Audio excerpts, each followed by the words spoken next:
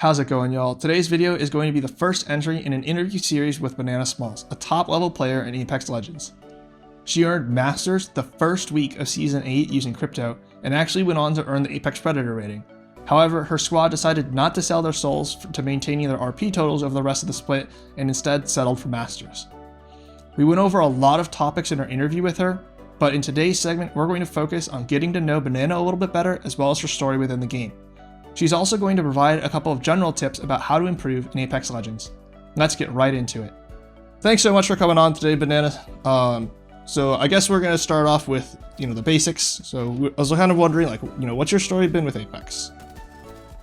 My story with Apex, so I've never been really big into competitive shooters or anything like that, but I had some friends that I played some other games with, and they were really convincing me, trying poking and prodding to get me to play Apex. And one day I finally caved and I downloaded it, and that was about February of last year. Mm-hmm. And it's just something I played at the time with my friends back then. Dang, that's what. Oh, I feel like that's always how it starts, right? Yeah. So when did you start playing? The exact date is sometime mid-February of 2020. Okay. Became my pandemic obsession. I don't know what season that is. Okay. Yep, that makes sense.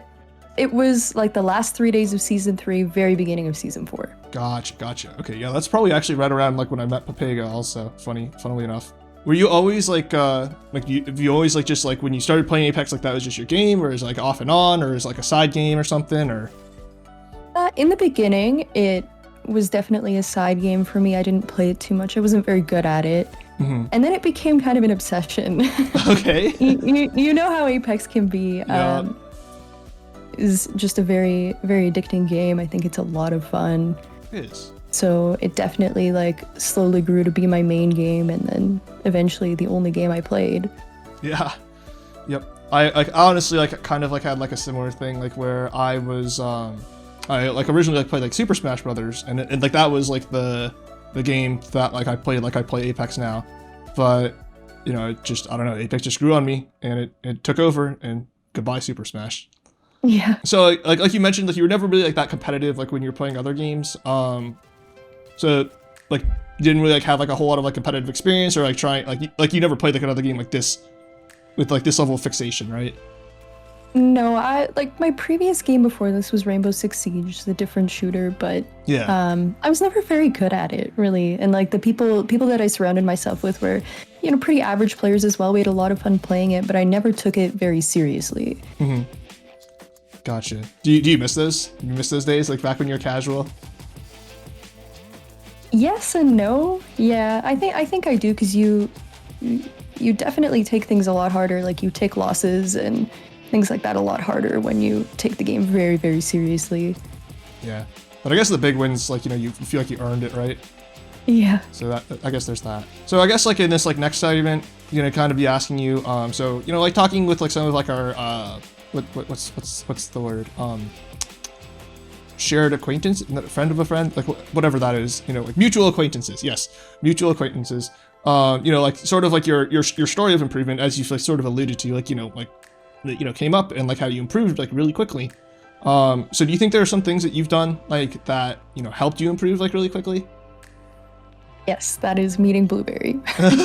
That is, yeah. If you want to put it into one sentence, it's meeting Blueberry, but it's what he did to help me improve, and that sort of thing that led to that big improvement.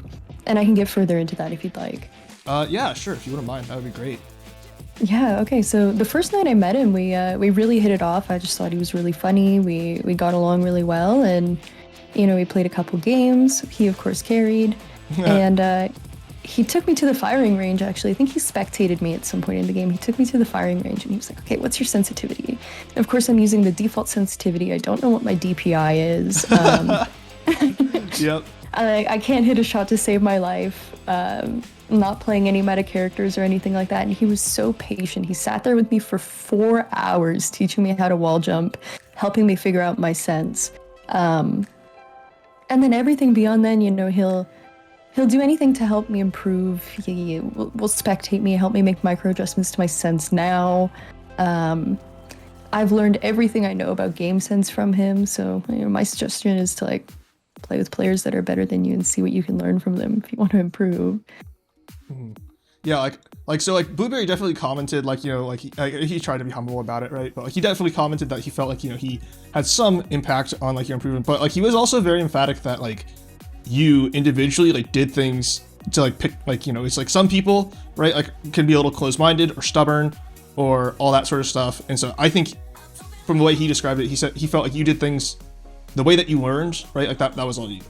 Well, we've talked about it, and he said that, I've picked up on things so well because I had a desire to get better. And he's right about that, like, but I wouldn't be where I am without him. Right. Like, he's been a huge help. Yeah. I mean, like, I think that's like how it goes though, right? It's like any story of improvement or growth, like generally, I think there's other people involved, right? And I guess that's like what makes life. For sure. Are there things like you wish you had like sort of like paid more attention to earlier? Like things that, maybe like habits like you developed that like sort of tripped you up and like that sort of stuff that like Blueberry would later like comment on or something like that? Habits, like, I guess things like game sense, I wish I would have been like less stubborn in the beginning as well, because I was just like a very slow player. It's not the play style how I like to play anymore, but spending too much time looting, that kind of thing. But other than that, I'm really happy with the way that things turned out. I'm happy with the pace at which I improved. Yeah, definitely. Did you ever get like discouraged like along the way or anything like that, or you just kind of felt like just pretty smooth sailing like along the way? Absolutely, I do, and I talked about this with our friends before. It is so easy to be your worst enemy, because oftentimes like I'll feel like I'm not good enough. I don't belong. I don't have a 4K badge on every character. I don't have my 20 bomb on every character, and therefore I'm not good enough. And it's this mentality where I still feel like I am the player that I was when I first started. And you definitely have to get past that and realize your value as a player and that sort of thing. I know a lot of my other friends struggle with that as well. Yeah, definitely. I mean, some dimension of it is like the skill-based matchmaking, because you're constantly going to like, under an ideal circumstance, right? The skill-based matchmaking puts you into a lobby of other people that are of similar skills, so that it doesn't feel like it's always like a similar level of challenge, right? Yeah. So I guess that it's like all relative, but I could totally see how it would be hard to like look back and like I guess see how you were and make that comparison. I think it's hard for everyone. You're totally right. Do you feel like you have any like distinctive like strengths or like weaknesses as a player, like things that like sort of make you distinctive in terms of like your play style and stuff like that? Yeah, I think my strengths as a player is like I think I have pretty good game sense. I understand like where the best positioning is to be, my prediction ability of what you think the enemy is going to do and how to play around that is really good. I don't have the best aim, and I'm not going to pretend I have the best aim in the world. I'm no ASU or anything like that, but for what I lack in that, I can make up for in my game sense. So. Get out both of them.